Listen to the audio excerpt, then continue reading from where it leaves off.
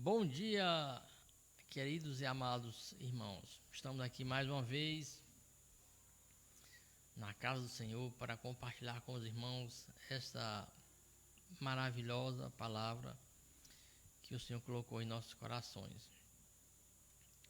Nós estamos estudando o livro de Gálatas, cartas de Paulo aos crentes da Galácia. Palavra maravilhosa de hoje que eu quero compartilhar com os irmãos. Hoje nós estaremos abordando o tema O Justo Viverá da Fé. Vocês podem acompanhar aí no quadro. Nós teremos esses 4 objetivos, que é exatamente compreender que agradar a Deus é viver na fé, pela fé, com fé. Nós temos que ter essa compreensão bem clara em nossos corações. Precisamos também saber compreender que nós fomos libertos do pecado e de todo legalismo. Nós vamos entender o que legalismo é isso, ter essa compreensão perfeita. E com essas compreensões nós precisamos agora colocar em prática, que é vivenciar a fé em todos os seus aspectos e sentidos da nossa vida. E também, com essa compreensão, colocar em prática ou promover como compromisso inegociável a obediência ao Evangelho, a sua verdade plena. Então, esses são nossos objetivos para hoje. Estão comigo, acompanhando? Muito bem. Abra sua Bíblia no livro de Gálatas, no capítulo 3. E aí eu quero aqui destacar o versículo 11, que nós vamos ler a partir de agora. Vocês podem acompanhar aqui na tela e acompanhem comigo o texto. É evidente que ninguém é justificado diante de Deus pela lei, porque o justo viverá pela fé. É evidente que ninguém é justificado diante de Deus pela lei, porque o justo viverá pela fé. Gálatas capítulo 3, versículo 11. Amém? Glória a Deus. Vamos orar ao Senhor. E nesta oração, Senhor, estamos aqui para te adorar. Na tua presença é o que desejamos estar. Eu sei que nada sou, preciso de ti. Restaura-nos, Senhor. Como diz a música, eu quero ser como um jardim fechado, regado, cuidado pelo teu Espírito. Flui em mim, ó Pai, como um manancial, produzindo águas vivas do nosso interior. Restaura o nosso ser para o teu louvor, para a glória do teu nome. Nós te rogamos pelo nome de Jesus Cristo. Amém. Amém, meus irmãos? Nós temos diferentes tipos de fé e seus significados. E aí eu quero que os irmãos comecem a pensar que tipos de fé existem, que significados elas representam. Para ajudar os irmãos, eu vou aqui fazer aqui algumas colocações e aí vai ajudar os irmãos nesta construção de ideias. A fé é um elemento indispensável para quem deseja viver para Deus. A própria palavra de Deus diz: sem fé é impossível agradar a Deus. A fé torna o cristão mais forte, capacitando-o para suportar as adversidades e equipando-o para viver uma vida que agrada ao Senhor. À medida que nós lemos a Bíblia, a nossa fé aumenta quando deixamos a palavra de Deus ter influência em nossa vida. E quando a nossa fé aumenta, nós conseguimos ver muito mais além do que é natural. Aí nós conseguimos ver a fé sobrenatural na ação de Deus. Estão compreendendo? Então, nesse aspecto aí, eu vou aqui destacar 4 tipos de fé e seus significados para ajudar os irmãos nessa compreensão. O primeiro tipo de fé é aquela fé natural. É aquilo que nos faz acreditar e entender ser uma verdade. Alguém fala um assunto e nós admitimos ser verdade. Isso é a fé natural. É aquele sentimento intelectual, é a prova matemática, é a prova científica, é a fé natural. Por exemplo, eu creio em fatos históricos que aconteceram, mesmo sem ter vivenciado, mesmo sem estar lá presente. O que é isso? É a fé natural. Estão compreendendo? Também existe aquela fé temporal, quando eu coloco a minha confiança em Deus para as coisas deste mundo. Por exemplo, a minha saúde nesse tempo de pandemia, a minha fé está no Senhor, é uma fé temporal. O meu emprego, a minha família. Quando eu creio no cuidado e na provisão de Deus, é a fé temporal. Também tem aquela fé que expressa a nossa crença. É a fé como conteúdo. É fé como ensino, uma doutrina. É preciso seguir a verdade e não a mentira. Não aceitando o engodo ou qualquer tipo de fraudulência. É a fé que crê. E por último, também temos a fé salvadora. É quando eu transfiro para Jesus a minha confiança plena na vida eterna. Eu deixo de acreditar em mim, nas minhas obras ou qualquer coisa para a salvação e passo a depositar exclusivamente no Senhor. É a fé salvadora. Então eu tenho esses tipos de fé e seus significados. Isso para a gente ter uma compreensão dessa palavra maravilhosa, pequena no tamanho, mas grande na sua complexidade. Fé. Viver na fé, que é o objetivo da aula de hoje, né? O justo viverá da fé. Então, como é que eu vivo a fé? Viver da fé é compreender a presença e a ação do Espírito Santo em nós. Abra sua Bíblia, que já está aberta, acredito, em Gálatas capítulo 3, no versículo 5. Vamos ler juntos. Aquele que dá o Espírito e opera milagres entre vocês, realiza essas coisas pela prática da lei ou pela fé com a qual vocês receberam a palavra. Observe que Paulo faz um questionamento bem direta na veia dos Gálatas, né? Ora, aquele que dá o Espírito e opera os milagres, realiza essas coisas pela prática da lei ou pela fé que vocês receberam? Essa palavra que Paulo falou aos Gálatas, retornar ao legalismo, seria como negar a ação do Espírito Santo na vida daqueles crentes.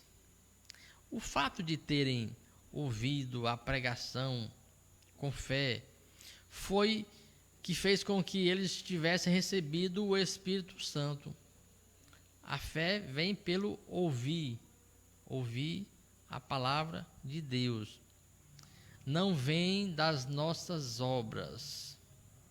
Por que então retornar para a lei? Viver da fé, portanto, é ter compreensão e prática da presença do Espírito Santo. e viver nele. Além de ser o selo, a garantia, é o Espírito Santo que nos faz esta vida ser vitoriosa e nos conduz à semelhança de Cristo. Lá em Efésios diz: não vem de obras para que ninguém diga para si mesmo, foi eu quem fiz. A fé é que nos faz experimentar as maravilhas. Lá na época que Paulo escreveu as Gálatas, eles tinham experimentado grandes milagres, grandes maravilhas. Nós vimos isso na primeira aula, né? Vocês estão recordados. Milagres tinham acontecido entre eles pela obra do Espírito Santo. Estamos nesse corpo mortal, né? Mas nós não vivemos na carne, ou seja, na nossa natureza terrena, carnal. E esta natureza terrena, carnal, não pode prevalecer, porque nós temos o Espírito Santo em nós. Então, Paulo alerta os Gálatas para deixar o legalismo e permitir a ação do Espírito Santo. Viver na fé é a prática da presença do Espírito Santo. Viver na fé é a prática da presença do Espírito Santo. A natureza carnal não pode prevalecer em nós, porque nós temos o Espírito Santo de Deus. Amém? Outra verdade que nós precisamos aprender é que viver na fé é entender que a verdadeira obediência é a verdade do Evangelho. O destaque é para Gálatas capítulo 3 e versículo 1. Abra aí, por favor. Paulo dá uma chamada de atenção logo no início. E ele usa palavras bem duras. Ó Gálatas insensatos, quem vos enfeitiçou? Não foi diante dos seus olhos que Cristo foi exposto e crucificado? Que tipo de pessoa você tem sido diante dos ensinos da palavra de Deus? Que tipo de crente nós somos? Dependendo do preço, da vantagem, das conveniências, nós trocamos a verdade pela mentira? Os Gálatas estavam fascinados, os olhos brilhando. E nós hoje? A palavra que Paulo usou aqui foi ilusão. Ilusão conduzida pelos aspectos sensoriais. Sensoriais é a visão que temos, a audição. Ouviram e viram coisas que lhe deixaram fascinados, enfeitiçados. Esta influência permitiu e levou à condição de insensatos, ou seja, gente sem inteligência ou sem bom senso. O que eles estavam cometendo era pura tolice. A fé está ligada à obediência, à verdade e ao ensino de Deus. E hoje nós vivemos num tempo recheado de crendices e superstições, de misticismo. A obediência à palavra de Deus, à verdade do Evangelho, parece que não mais satisfaz muita gente. As pessoas querem novidade, modismo. Isso tem atraído muita gente e levado outras pessoas a traírem a verdade. Eu não quero citar aqui nenhum nome, mas algumas igrejas preferem os shows, os espetáculos, né? Do que estarem alicerçadas na palavra de Deus. igrejas ecoam os ecos eletrônicos em todos os lugares, em todas as horas. Não basta mais anunciar o Evangelho.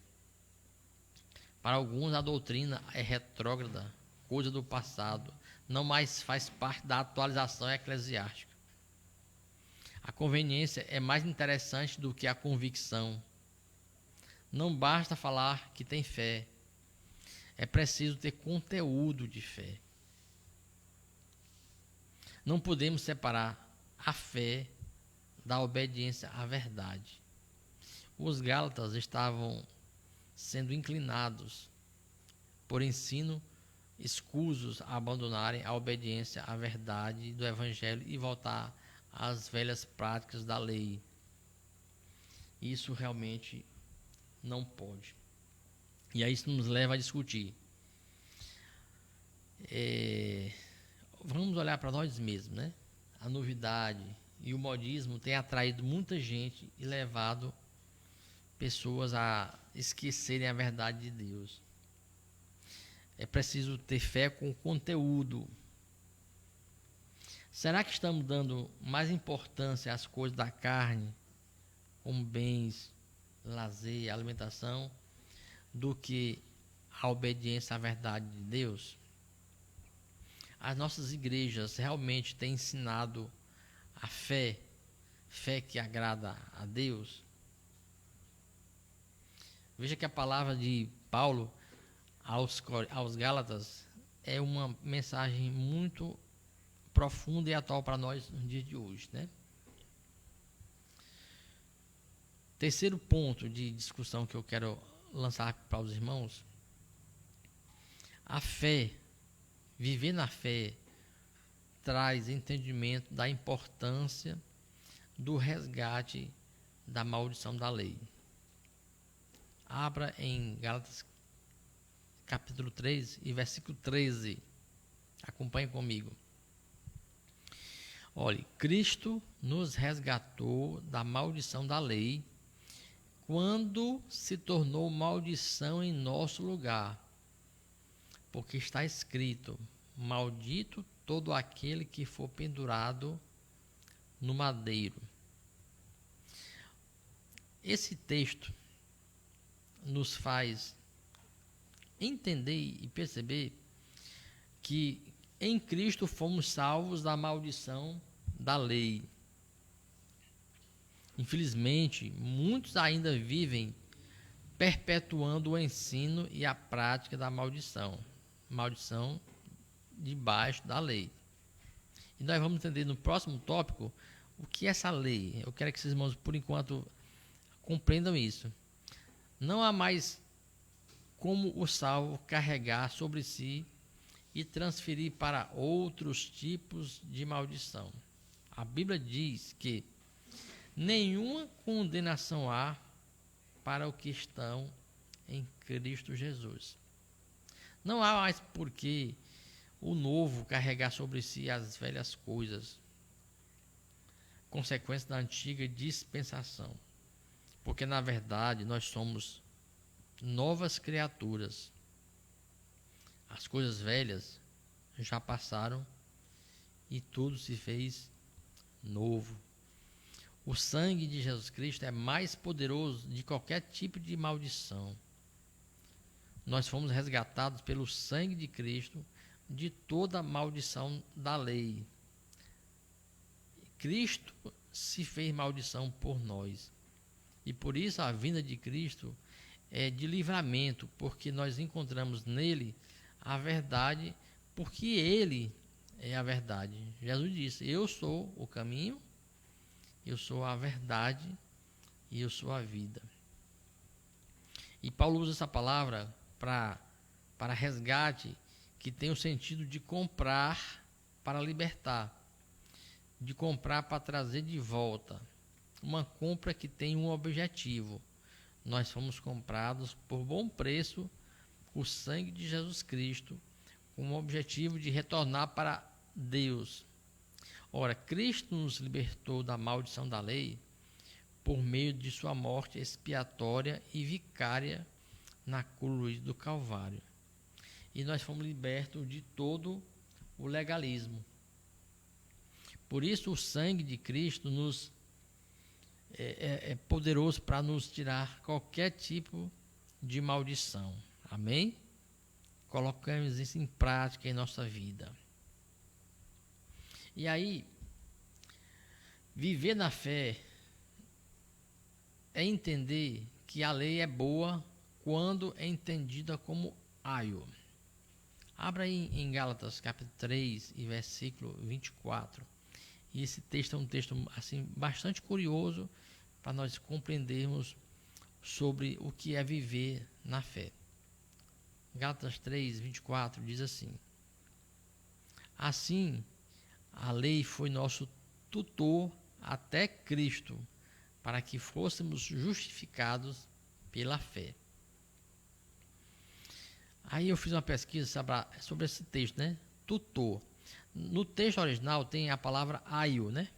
Aio foi a palavra que Paulo utilizou para entender sobre aquele que ensina. Na verdade, eu vou substituir essa palavra aio como o tutor, né? Tutor é aquele que acompanha. Na verdade, o aio era como se fosse um pedagogo, era como se fosse aquele que acompanhava diariamente e transmitia o conhecimento para as pessoas, especialmente as crianças quando eram educadas, né? Então o aio era aquele que guiava, aquele que dirigia, aquele que conduzia. Era o tutor, né? Era o professor. Era o babá, né? Era o responsável pela educação da criança. E também quando ele também conduzia a escola. Então, o aio, o tutor, tinha uma missão muito importante, muito digna, que era o desenvolvimento intelectual na educação de uma criança. E também o tutor servia de proteção e segurança. Então, conhecendo essa conjunção, né, esse contexto, Paulo diz que a lei ela precisa ser vista e é entendida como aquele que conduz, que ensina algo até certo ponto. Então, nesse caso aqui, a lei serviu de aio, porque nós ainda éramos crianças, mas à medida que vamos crescendo até chegar à maturidade, aí, uma vez que alcançamos a maturidade, não tem mais necessidade de ter o tutor, o aio. Vocês estão entendendo?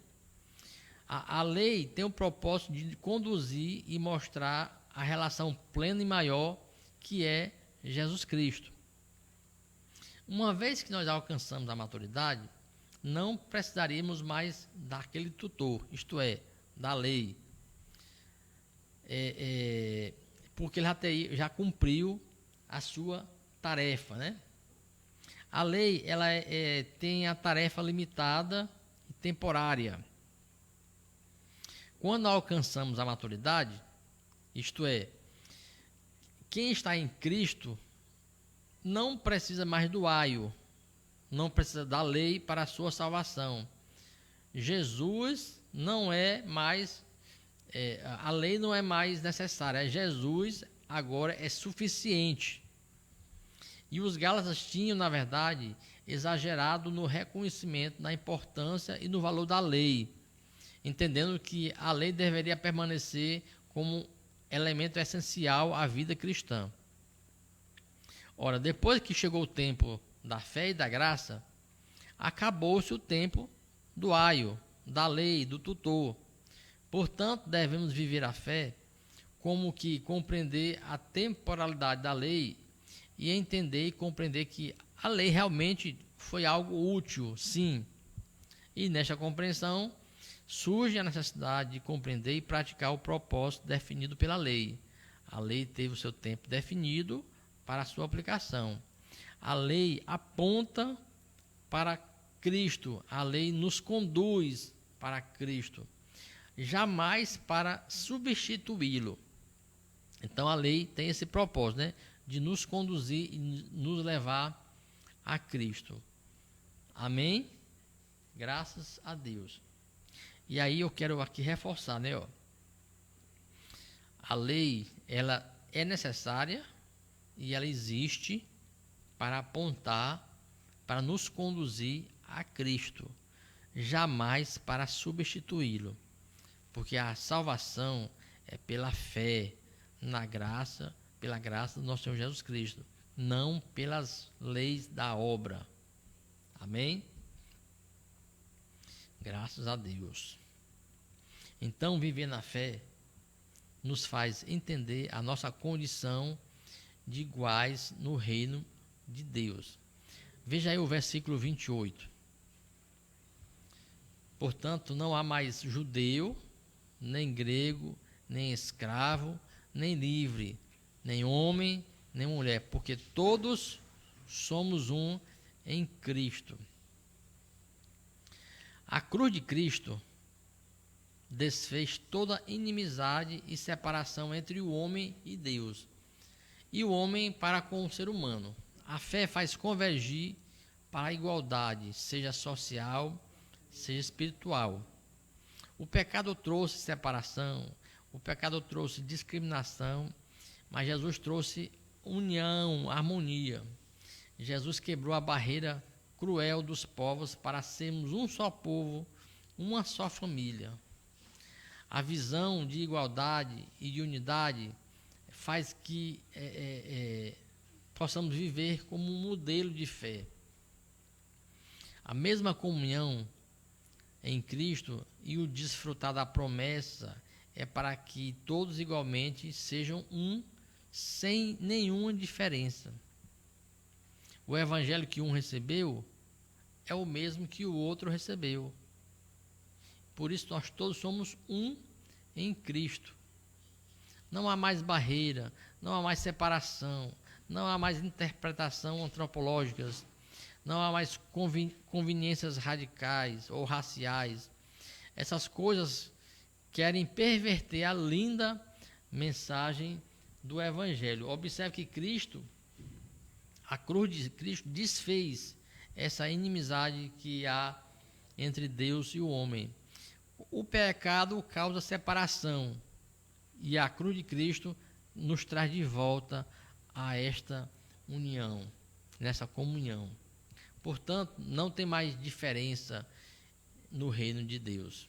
Amém? Barreiras, separação, conveniências raciais são coisas que querem perverter o Evangelho. E a fé nos traz essa linda mensagem. Nos faz convergir para Cristo. Todos somos um. Em Cristo somos todos um. Que lição maravilhosa. Que se nós realmente compreendermos essa verdade e aí colocarmos em prática, nós transformaremos a palavra de Jesus Cristo em verdade. Jesus disse: vocês serão conhecidos como meus discípulos se vocês todos forem um. Então, entre nós não tem mais espaço para desavenças, rancores, ódio. Isso não convém mais a pecadores salvos pelo amor. Glória a Deus. A Bíblia diz que sem fé é impossível agradar a Deus. Agradar a Deus é viver na fé, com fé e pela fé. E aí, a fé salvadora, iniciada no tempo da conversão de Jesus Cristo, quando nós transferimos para Ele a nossa confiança de vida eterna. A fé que nos dá conhecimento da verdade, que fortalece a nossa confiança na providência do Senhor. Viver na fé em todos esses aspectos e sentidos é que faz a vida ser bela e vivida segundo o desejo do Senhor. E eu faço a grande pergunta: como viver pela fé? Como viver pela fé?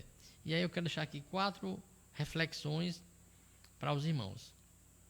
Primeiro, nunca deixar de ser que a racionalidade suplante a fé. Razão e fé são ambientes totalmente opostos, mas nunca deixe a razão suplantar a fé.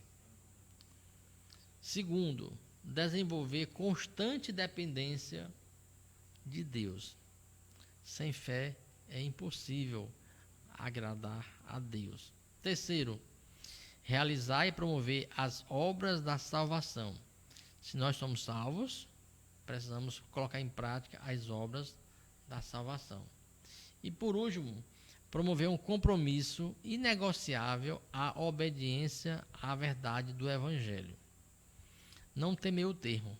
Ou nós nos comprometemos à obediência do Evangelho, ou então nós não somos servos do Deus Altíssimo. Amém? Essas são dicas importantes para você, para nós vivermos o Evangelho. E aí eu peço os irmãos aqui o vídeo está pronto aí? Arrocha aí o vídeo, bote aí no ar para a gente louvar o Senhor juntos, colocando essa verdade em nossos corações. Que possamos viver pela fé, com fé, para que nós possamos agradar ao Senhor.